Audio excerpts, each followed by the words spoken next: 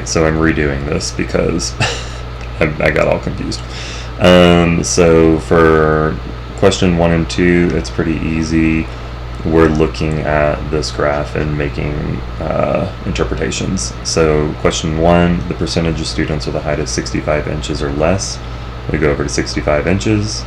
We go to the percentage point, and that's about 60%. So the answer to question 1 is 60%.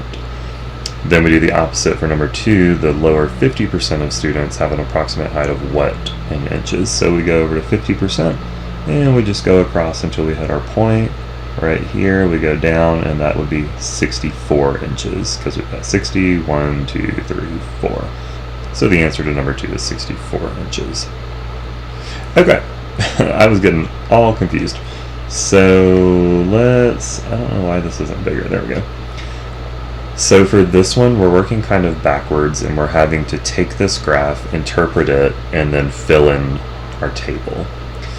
So our class interval is going to be... And actually, I don't really remember how to do this so that it looks exactly the same. For making our graph, because if I try to do... Let's try something here. Oop, not that. Because if I try to do this, what's going to happen is it's going to think it's the date, because that's how Excel recognizes time. So you can't just type it that way. So I don't know how to do this part. One moment, I'm going to pause it again. Okay, I'm back. It took me a minute. Actually, I used ChatGPT to help me figure this out. This was tough. Okay, so what we do is we've got our... Hold on, let me split this. So we have our value of population in millions, and I just did one column for lower, one column for upper. So 0 to 4. Then the next one was 4 to 8, 8 to 12, 12 to 16, 16 to 20, 20 to 24, 24 to 28, 28 to 32, 32 to 36, and then 36 to 40. And so that is our lower and our upper. And then there's a formula, which I just Googled and found. So if we take this value, which is E3, so we take E3, then we put this symbol and, or the ampersand, quotation, hyphen, quotation, ampersand, and then F3. Basically, it puts these two values together, and that is the interval. And now remember, because this is a formula, we can just drag this down, and it gives us our formulas. Ooh, so these are your class intervals. That was kind of tough. Alright, so now in our frequency, we're just looking at our graph, and we're going to do approximate. So in this first interval, 25, and remember this is in millions. Then we're 15, then we're 5. I guess you could call this 3, but to me, this looks like 2, and then 1. So I'm saying 2, 2, 1, 0, 0, 1, 0. And I am cheating a little bit. I'm making sure I'm explaining this correctly and doing it correctly. 25, 15, 5, 3, yes, yes, yes, yes. Okay. And what we want to do is, this is our frequency, so now we want to do our cumulative frequency. And I'm trying to think now how I would do that without being in the pivot table. I wonder if I can do insert cumulative. No, okay, I'm going to Google it real quick. Okay, so what I ended up doing is creating a pivot table. However, when I did that and created it, it put these, I'm not exactly sure how I decided to order them. So while it's kind of annoying, I don't know how else to do this. So I'm just quite literally moving it up one at a time. I don't know another shortcut for this. Oh, move it to beginning, right click, move, and we're just going to move it down. Oops. Right click, move, down. Alright, that's not working for some reason. We're gonna move, and we're gonna move this up. Alright, 0448. And then same thing. We're gonna move this one, and then we'll be good. There's got to be a better way to do this, but I don't know how. And we're gonna move this up, and we're gonna move this up.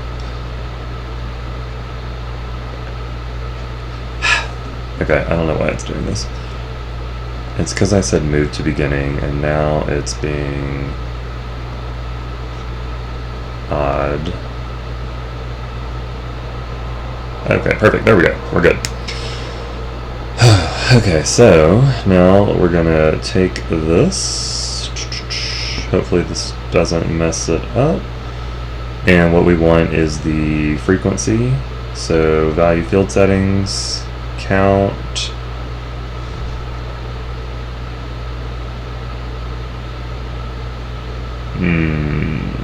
That did not work. Okay, pause. Okay, once again, I have figured this out through literally ChatGPT and Googling these things. Okay, so we're just going to delete all this so I can show you how I did it. Literally everything so far has been manually entered. So we did our lower of the range and our upper of the range, and then we input this formula so that it would put our interval for us. Frequency, we manually again entered it by looking. And now cumulative frequency. So here we're going to put our first one, our first frequency, so H3. That's going to be that one. Okay? And this next one, we're saying this value, so I3 plus, because we're cumulative, H4, because we want to add 25 and 15, enter, 40. Remember, because this is a formula here, we can drag it down and it will copy it. And this number reflects the number of states plus DC. That's why 51 is the max. So let's see if that's everything we need. Okay, we have our interval, our frequency, and now we have our cumulative frequency. So I made it much harder than it really needed to be. So if you just remember this formula, I would write this down for your manual entry formula for interval. And then your frequency was looking at the graph, and then our cumulative again was this formula, which goes in not the first space, but the second space. So now, finally, I've been at this like 30 minutes, even though the recording is only 8. The question to number 3 is, what percent of the states have a population of less than 8 million? And so that's going to be here, less than 8 million. And that should be 40% cumulative. So what percentage of the states? 40% of the states. Oh gosh, hold on, that's not right. This is the number of states. Now we need to do cumulative percentage. So I think we can do that by another formula, which I'm going to Google. Okay, I figured it would be easy. So I've gone ahead and typed this, cumulative percentage. And again, cumulative percentage is going to be the cumulative frequency divided by total number of states. And in this case, that's going to be 51, because we're using states plus DC, so 51. So we should be entering equals I3. 25 divided by 51, and I just like to put things in parentheses. We'll see if that works. Times 100. And is that correct? That looks correct according to what I'm Googling. And again, because this is a formula, we can just drag it down. And remember, cumulative percentage. So it's adding more each time, and it should end at 100%, because that encompasses all. So again, the question was, what percent of states have populations of less than 8 million? So we're going to do less than 8 million. So that should be approximately 78.43%. So we would probably just say approximately 78%. And let's see if this is correct, because I have this down elsewhere. Yes. So that looks like that should be 78%. If it's not, we'll figure that out. And number 4. Let's see, blank states out of the 51 have a population larger than 24 million. So, state out of 51. I don't know what that's asking. Blank state out of the 51. So 41 states, or whatever number states, have a population larger than 24 million. Again, we could actually look at our graph here. This is our frequency, and this is our population. And so, what number of states have a population larger than 24 million? It's going to be these last groupings here. So I'm going to highlight these rows to stay straight on here. And it looks like that's only one state. Because we're looking at frequency at this point. So, because these are total states, I think. Let's do a quick sum here. 51, yeah. So basically we just go to our population of greater than 24 million, highlight all of these, and you can see there's only one state. So, and it's probably like California or something. So one state out of the 51 has a population larger than 24 million.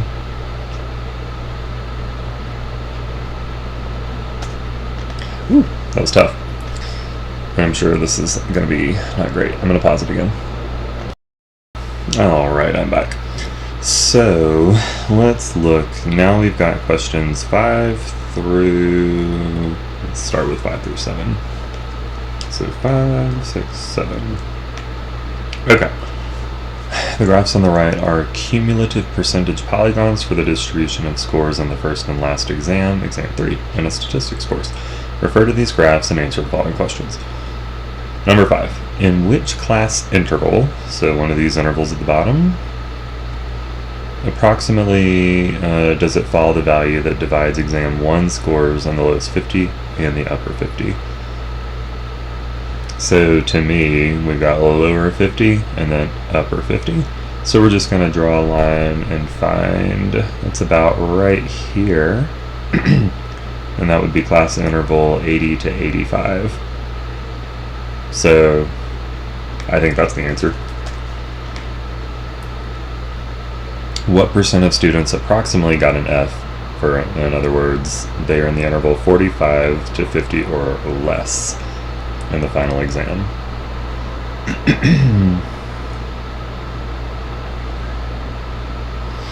45 or less, so this is cumulative, so we can say that that looks about 5% to me. Because this is adding this, this, this, this, and this, so 45 or less. Oh, sorry. They're in the 45 to 50 or less. So I'm going to call that 8%. And then 7. What are the approximate percentages? What was the approximate percentage of students that got an A? So 85 to 90 or more. So 85 to 90 or more. And that's going to be, I guess, these last 3 points. So what percentage of students got above 85? So we need this percentage. So what is this? This is roughly... hold on, I'm going to pause this. Okay, I had to relook at these graphs. So on the bottom, we're looking at grades or test scores, and on the side, we're looking at percentage of students. And also, I do think I answered number 6 wrong, so let's just backtrack for a second. So number 5, in which class interval does it follow that the value that divides exam 1 scores in the lowest 50% and the upper 50%? Well, out of 100, we've got this. So lower 50 and upper 50. So to me, that's falling... Would that be... It's one of these. So I'm guessing it's going to be this one, 45 to 50. But that seems intuitive, doesn't it? In which class interval approximately does it fall? The value that divides exam 1 scores in the lowest 50% and the upper 50%. Yeah, I'm going to stick with that. I think it's 80 to 85 because we're doing 50% of the students and out of 100, so that's why I think it is this percentage, not down here and score percent. Alright, number 6, this is looking at exam 3, not exam 1. So I think that's why I don't think this is 8%. So number 6, what percentage of students approximately got an F? They're in the interval 40 to 50 or less, 45 to 50 or less. That's gonna be this dot here. So that looks to be about 18%. 18% of the students are within that or less.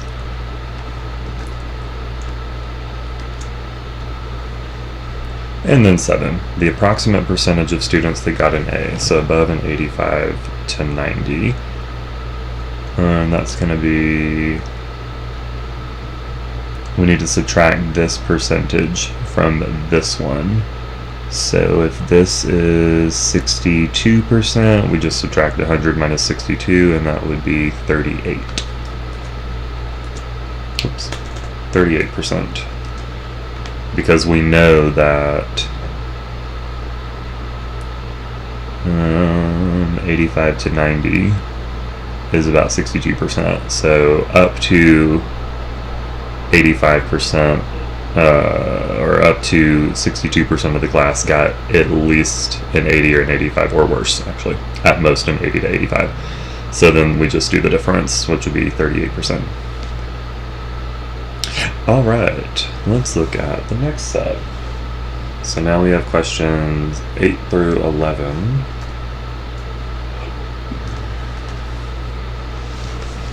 Hopefully all of these are correct. So the histogram on the right summarizes the amount of weight lost in pounds for 100 clients of a weight control clinic during the first 2 weeks of the program. Answer the following questions. What is the interval size used to create the histogram? This looks like 1. 0 to 1, 1 to 2, 2 to 3, 3 to 4. Or is it 2? Because it's 0 and 1. So I'm going to say 2.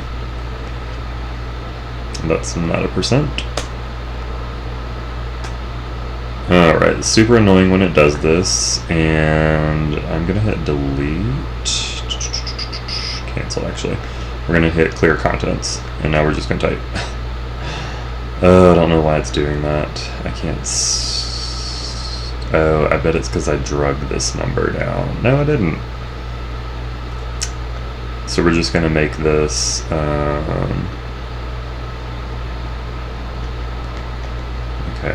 how do I tell it? Just general. Just kidding, that's not it either. Just a number. And then we can always do our little, perfect. So Excel does weird stuff like that sometimes. So I think the interval size is 2, because you're including the value of 0 and the value of 1 in each bar graph. 9, what is the midpoint of the interval with the largest frequency? So our largest frequency is going to be this one. So our midpoint is going to be 3 plus 4 divided by 2, so 7 divided by 2, 3.5. That is our midpoint. Approximately how many clients lost between 3 to 4 pounds? So this must be the pounds. So between 3 and 4. And this is our number of clients. So I'm going to call that, I mean, this is 6, 7, 8, 9. You can either call that 28 or 29. I'm going to call it 29. 29 people lost between 3 to 4 pounds. And what type of distribution represents the histogram? Based on his class example, I'm going to go positively skewed because he hasn't actually taught that yet. So A, positively skewed.